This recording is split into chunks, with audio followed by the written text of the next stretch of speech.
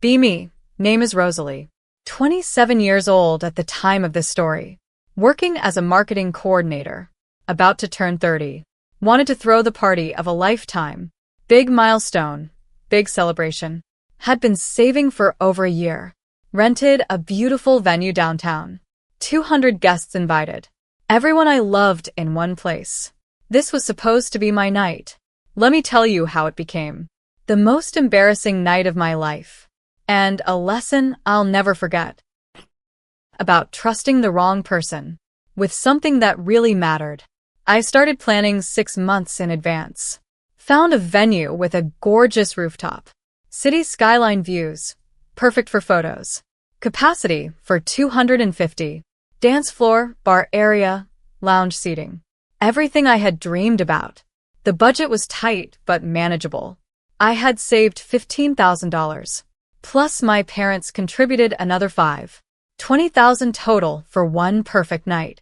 Enough to do it right. I hired vendors, one by one. Caterer, florist, photographer. Each one carefully researched and vetted. Then came the party planner. I thought I needed professional coordination. Someone to make sure everything ran smoothly. So I could actually enjoy my own party. Giselle came highly recommended by a friend of a coworker who had used her for some corporate event. Said she was creative and detail-oriented. Had a unique approach to celebrations. I should have asked more questions about what unique approach meant. Met Giselle at a coffee shop to discuss the vision. She was stylish, confident, articulate, had a portfolio of beautiful events, talked about creating meaningful experiences, not just parties but statements. I was impressed by her passion. Signed the contract that same week. Paid the deposit without hesitation. First red flag came about a month in. We were discussing the DJ. I had already reached out to Kellen, a professional DJ my brother recommended. He had done dozens of events, had great reviews, reasonable rates, knew how to read a crowd and keep energy high.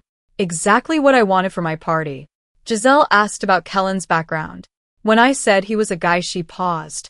Asked if I had considered female DJs. Said the industry was male-dominated. That hiring women was a way to support change. I said I was open to it, if she could find someone equally qualified. She said she would handle it. Find the perfect fit for my vision. I trusted her to do that. A few weeks later, she presented her recommendation. Not a professional DJ, but what she called a musical collective. 2 women named Meadow and Juniper, who would provide what Giselle called intentional sonic experiences. I asked what that meant. She explained they would curate playlists based on feminist principles. Songs by women about empowerment. Music that made a statement. Not just generic party tracks. I was hesitant, but she was persuasive. Said traditional DJs were focused on hype, on getting people to dance mindlessly. This would be more meaningful, more aligned with my values as a modern woman. I didn't know how to argue with that. She made it sound like preferring a real DJ was somehow anti-feminist. Like I would be betraying the sisterhood by hiring a man to play music. I agreed to meet Meadow and Juniper. See if they could deliver what I needed. The meeting did not reassure me. Meadow was a graduate student in gender studies. Juniper hosted a podcast about intersectionality. Neither of them had ever DJ'd professionally. Meadow had made playlists for house parties. Juniper had curated music for her podcast intros. That was the extent of their experience. I asked about equipment. They said they would use a laptop and speakers. I asked about reading the crowd. They said they would trust the playlist. I asked about transitions between songs. They looked at me blankly. I expressed my concerns to Giselle afterward. Said I wasn't sure they were qualified for a 200-person event with a professional sound system and expectations of a real party atmosphere. Giselle got defensive immediately.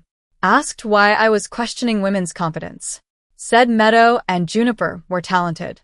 That I was buying into patriarchal standards of what a DJ should look like. She asked if I would feel this way if they were men with the same experience. I said yes, absolutely. Experience matters regardless of gender. She didn't seem convinced. Said she had done many events with non-traditional music, that guests always appreciated the intentionality. I should trust her expertise. I made the mistake of backing down. Didn't want to seem difficult. Didn't want to be accused of not supporting women. Let Giselle handle the music situation. Told myself it would probably be fine. How bad could it really be?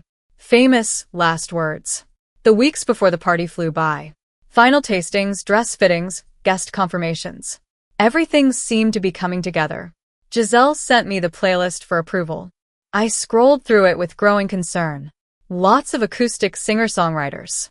Spoken word poetry tracks. Ambient electronic music. Songs about trauma and healing. Very few actual party songs. Almost nothing people could dance to. I called Giselle with my concerns. Said this playlist was for a meditation retreat, not a 30th birthday party.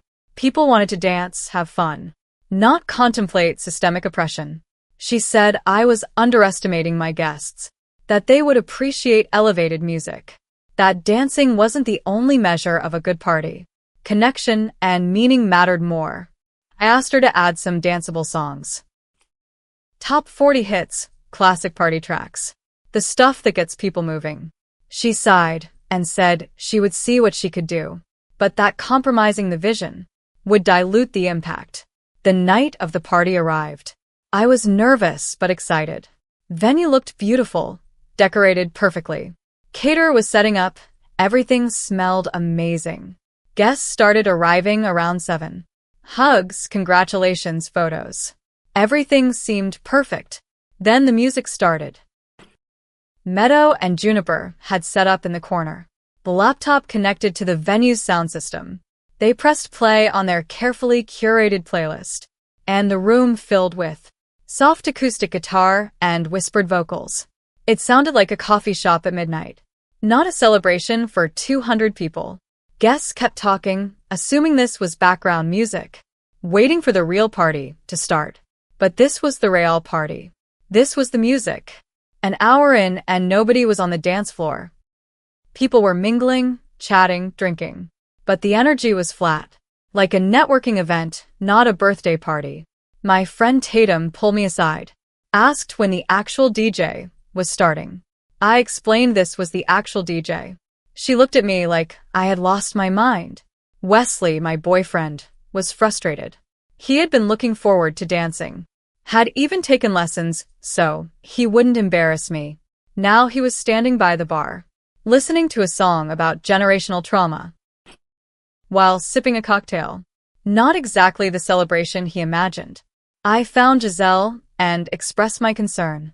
Said the energy was dead. Nobody was dancing. The party felt like a funeral. She said I needed to give it time. That people were connecting on a deeper level. Quality over quantity of movement. I asked if Meadow and Juniper could play something upbeat. She went to talk to them. I watched the conversation from across the room. They seemed to be debating something. Then Giselle came back. Said they were uncomfortable playing mainstream music. It conflicted with their values. They hadn't prepared that kind of content, and didn't feel authentic performing it. I stared at her in disbelief. This was my birthday party, not their artistic statement. I was paying them to play music people could enjoy, not to make ideological points. I asked what exactly I was paying for. She said I was paying for their expertise in creating intentional sonic environments. If I wanted generic party music, I should have hired a generic party DJ. The irony was not lost on me. That's exactly what I had wanted to do, before she convinced me otherwise. Around 9 o'clock, disaster struck. The laptop crashed. Blue screen, complete system failure. The music stopped entirely. Total silence across the venue. 200 people standing around, in complete quiet, looking at each other confused. Meadow and Juniper panicked. They hadn't brought backup equipment. Didn't know how to troubleshoot technical issues. Kept clicking things and making it worse. The laptop wouldn't restart. The music was gone. Professional DJs have backup systems. Multiple laptops, USB drives, offline copies. Because they know equipment fails. And the show must go on. These two had one laptop, with one copy of their playlist, and no idea what to do when it died. The silence stretched on. 1 minute, 2 minutes, 5 minutes. People started murmuring. Some laughed nervously. Others looked at their phones. A few started heading toward the exit. My mother Diane found me near tears. Asked what was happening. Why was there no music? Why wasn't anyone fixing it? I couldn't explain. Could barely speak through the humiliation. This was supposed to be my perfect night, and it was falling apart in silence. Tatum tried to help. Pulled out her phone, connected to a small Bluetooth speaker. Started playing music from her Spotify. But the speaker was tiny, barely audible over the crowd noise. It was like trying to fill a stadium with a kitchen radio. Better than nothing, but not by much. Then my brother Colton took over. He had been watching the disaster unfold, getting increasingly frustrated. Finally, he walked up to the DJ area and asked Meadow and Juniper to step aside. They protested, said they could fix it. He ignored them completely, started unplugging their dead laptop and connecting his own phone directly to the sound system. Giselle appeared out of nowhere, demanding to know what he was doing. Said he was disrupting the intentional sonic experience, that this was not what we had planned. Colton looked at her calmly and asked if she could hear any sonic experience happening. Pointed out that the room was silent, that people were leaving, that the birthday girl was crying, and asked if that was intentional too. Giselle started saying something about process. Colton turned his back on her and pressed play on his phone. The first song that came through the speakers was a classic party anthem from the early 2000s. The kind of song everyone knows. That makes people move without thinking. The effect was immediate. People cheered, actually cheered. The dance floor filled within 30 seconds. Guests who had been heading for the exit turned around and came back. The energy transformed completely, from funeral to celebration, in the span of one song. Colton DJ'd the rest of the night from his phone, playing exactly what the crowd wanted, reading the energy, adjusting on the fly, doing naturally what professionals do, and what Meadow and Juniper had never learned, because they had never actually DJ'd before. The last 2 hours of the party were amazing. Everyone dancing, laughing, having fun. The night I had dreamed about, finally happening, but I couldn't fully enjoy it. Kept thinking about the hours we had lost, the embarrassment of the silence, the guests who had left early, and might not remember the recovery, only the disaster. Giselle disappeared.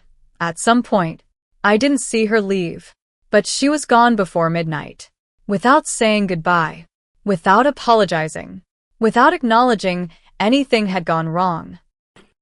Meadow and Juniper left too. After sitting in the corner, looking embarrassed, for about an hour.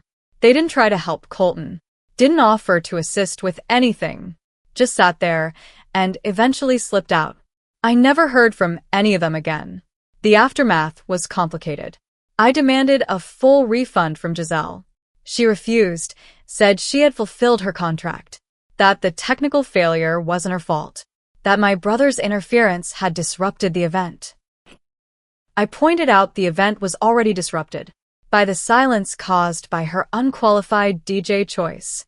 She blamed me for approving the playlist, for not being specific enough about my expectations, for having internalized patriarchal ideas about parties. I contacted a lawyer, who said I probably had a case, but the legal fees would approach what I might recover. Small claims court was an option, but would require time and energy, and reliving the humiliation in front of a judge. I let it go. Expensive lesson learned, paid in embarrassment and wasted savings. But at least the lesson was clear. The party became a story people told, not the kind of story I wanted. The time Rosalie's birthday went silent. The time her brother saved the dance floor. The time the Feminist DJ collective couldn't actually DJ. Some friends found it funny. Others were sympathetic. A few were angry on my behalf. Everyone agreed the planner had been a disaster. And that ideology had nearly ruined my night. Wesley proposed to me 3 months later, asked if I wanted to hire a wedding planner. I said absolutely not. We would handle everything ourselves. And we would hire a real DJ, a professional who knew how to run equipment, how to read a crowd, how to keep people dancing, regardless of their gender. Merit over ideology. Every single time. The wedding was perfect, by the way. Kellen, the DJ my brother originally recommended. The one Giselle had rejected as problematic. He was amazing. Dance floor packed all night. Not a single moment of silence. No activists debating values in the corner. Just great music and happy people. Exactly what I had wanted for my birthday. Before someone convinced me I wanted something else. Looking back, the lesson is obvious. Hire people based on their qualifications, not their demographics or their ideology. A professional is someone who has done the job, who knows how to handle problems, who puts the client's needs first, not their own artistic statements. Meadow and Juniper weren't bad people. They just weren't DJs. Had never been DJs. Were put in a position they weren't qualified for by a planner who prioritized ideology over competence. And I was the one who paid the price for someone else's social experiment. For anyone planning a big event, learn from my disaster. Vet your vendors carefully. Ask for proof of experience. Reference videos, portfolios. Don't let anyone shame you out of making practical decisions. Your event, your money, your choice. And if someone tells you that prioritizing competence is problematic, that's a red flag the size of a billboard. Run the other direction. For anyone who's been through something similar, where ideology was prioritized over reality, and you paid the price for someone else's experiment, you're not alone. It happens more than people admit. Because nobody wants to be seen as unsupportive. Nobody wants to be called problematic. So we go along with bad ideas until they blow up in our faces. It's okay to trust your instincts, to insist on competence, to reject ideological guilt trips. Your events matter. Your experiences matter. Don't let anyone sacrifice them. 4 points on their ideological scorecard. My 30th birthday will always be a mixed memory. The disaster and the recovery. The silence and the dancing. The humiliation and the redemption. Thanks to Colton, it ended well. But it should never have needed saving. Should have been great from the start. If I had just trusted my initial instincts and hired the professional. Anyway, that's my story about how banning male DJs led to a silent dance floor disaster. How my 30th birthday went quiet until my brother grabbed his phone and did what the experts couldn't. Play music people actually wanted to hear. Still can't hear acoustic guitar without having flashbacks to 200 people standing in silence, wondering when the party would start. Some lessons you learn the hard way on the most important nights of your life.